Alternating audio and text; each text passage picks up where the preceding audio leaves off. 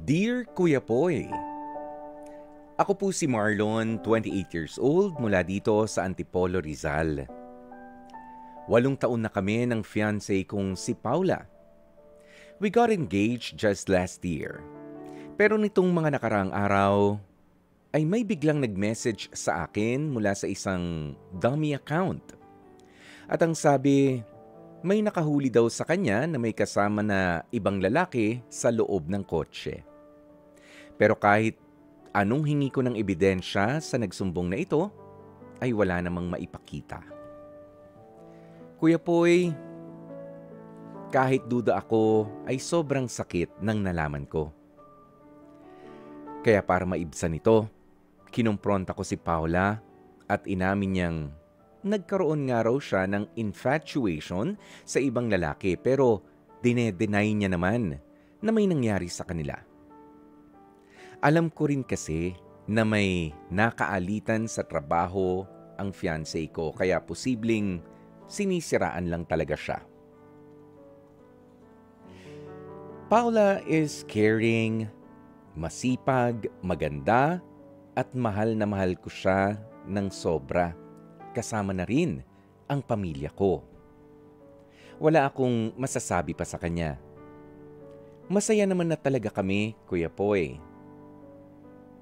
She works in a BPO company at ako naman ay tumutulong sa family business ng fiancé ko.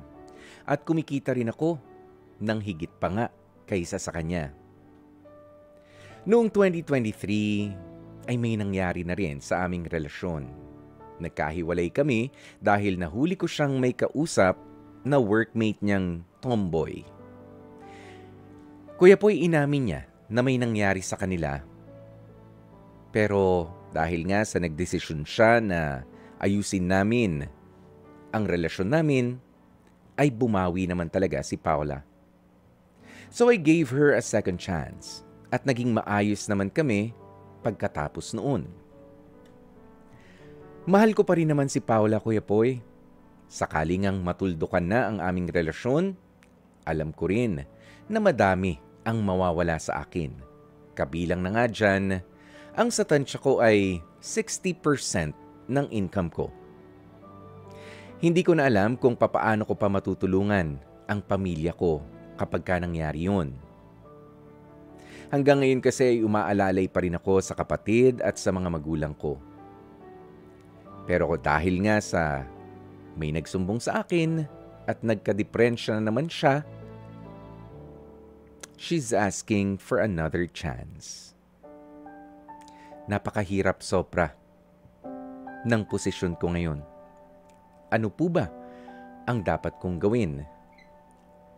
Naiipit ako sa pagmamahal ko kay Paula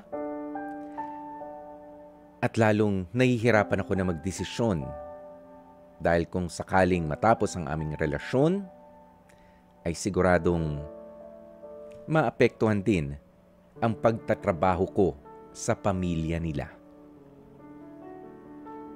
Sakaling mapili po ninyo ang kwento kong ito sa Dear Kuya Poy ng Heart to Heart, ay umaasa po ako na mabigyan ninyo ng kaliwanagan ang problemadong pag-iisip ko ngayon. Lubos na gumagalang, Marlon. At napakinggan nga po natin kanina ang kwentong ibinahagi sa atin nitong si Marlon na merong jowa. Fiancé na nga ang tawag niya. Dahil may plano na rin silang mag-isang dibdib nitong si Paula. Nga lang, merong bigla na lamang nag-message dito kay Marlon na ito raw si Paula ay nakita na may kasamang lalaki sa isang sasakyan na galing sa isang dummy account. Alam niyo, minsan yung mga galing sa dummy account, ang dudumi na mga kwento na bitbit. Dumi account. Ganyan. Nga lang, yung iba, hindi naman po talaga natin maitatanggi na merong katotohanan. Lalo pa kung historically ay talagang medyo may pinagdaanan ding kalokohan yung isinusumbong sa'yo na tao. Katulad nitong si Marlon, ang sabi niya, si Paula ay minsan na nagkaroon ng pagkakamali sa kanilang relasyon kung kailan nga ay relasyon ito habang in a relationship din kaya Marlon sa isang tomboy. Pero does it really make a difference kung nakipagrelasyon ang jowa mo sa tomboy o kung sa lalaki? Dahil gusto kong malaman, Marlon, sana ano kaya ang pakiramdam kung sakasakali at lalaki yung nakarelasyon niya noon. Iba ba ang naging desisyon mo? Hiwalay na ba kayo? At kung babae, okay lang? Why? Bakit? Cheating is cheating. Kahit pa nga saan yan, kahit mapababae o kahit sa kapwa niya babae o kahit sa ibang lalaki ka, ipinagpalit o isinabay nung mga panahon na yun. Ganyan din kaya ang stand mo. Pero sabi mo nga nang dahil sa pagmamahal, pinatawad mo itong si Paula. Nga lang ngayon, involved na naman siya. Hindi niya naman i-deny na nagkaroon siya ng gusto sa iba habang may relasyon pa rin kayo, nga lang i-deny niya na nakita siya sa loob ng kotse nga na merong nagsumbong sa'yo at wala naman ding ebidensya. Pero ganito na lang, Marlon, i-simplify natin ng bahagya yung mga pangyayari.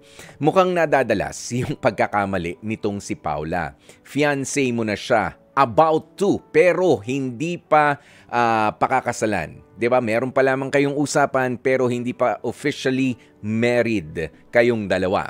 Kung mapapatawad mo itong si Paula dahil sa tunay na mahal mo talaga siya, no ifs, no buts, gusto mo talagang patawarin at mahalin ulit, go. Tama yung ginagawa mo. Pero, dapat sa pagkakataong ito, meron ka ng ultimatum din na iiwan. Na hindi naman pwede na kapag nagkamali ka, sorry, patawad, tayo na ulit.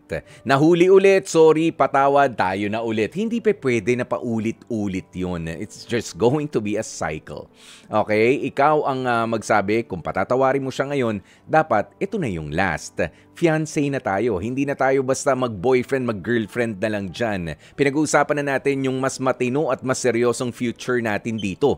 Yun na ang pinaghahandaan natin. Hindi na pwede yung paloko-loko. Diba? Dapat malinaw na yan sa inyong dalawa. Pero, ito pa naman ang isang senaryo. Kung natatakot ka dahil kung natatakot ka na patawarin, na hindi patawarin itong si Paula dahil mawawalan ka ng trabaho sa family business nila, wag na. Kung yun ang konsiderasyon mo dahil nagtatrabaho ka kamo doon sa kanilang family business, doon ang halos 60%, may computation ka pa na isinend sa amin ng kita mo, hindi pa tapos yung utol mo, hindi tumutulong ka pa sa mga magulang mo. Teka lang, Marlon, gusto mo na lang ba magstay sa relationship with Paula dahil gusto mong ingatan yung trabaho? Ganito na lang. Alam mo, kung sa tingin mo hindi na deserve ni Paula na siya ay patawarin, bagaman wala namang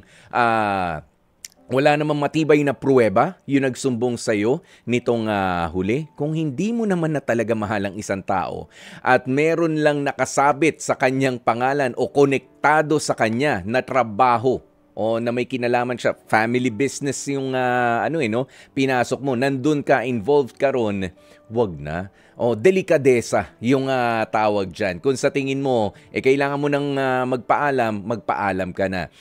Hindi ka ba confident kung maganda naman ang ipinakisama mo? Kung maganda naman ang trabaho mo? Kasi hindi naman porke nakipag-break ka na doon sa anak nung may-ari nung business ay aalisin ka na rin. No, that's not always the case. Kung maayos ka magtrabaho at hindi nakabase dahil sa anak ng boss dito yung jowa ko yung mga ganun na paninindigan sa buhay, and I don't think na, alam mo, kapag matino ang pag-iisip ng tao, hindi ka naman basta aalisin kahit pa nga hindi naging successful ang inyong relationship. Iba rin naman kasi yung na-build mo na doon sa career na pinasok mo, doon sa family business nila.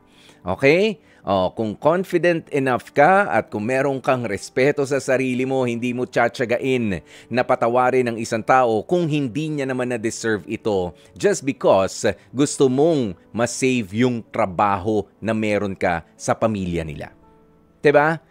At kung confident ka nga na maayos ka nagtrabaho, maayos ka nakisama, kahit makipag-break ka dyan, baka sa'yo pa nga ipamahala yung trabaho. Yung buong business nila kung maayos ka talagang tao. 'Di ba? May mga ganyan naman na mga pangyayari. Kaya sa ngayon, Marlon, alamin mo kung ano ba ang mas mahalaga sa'yo.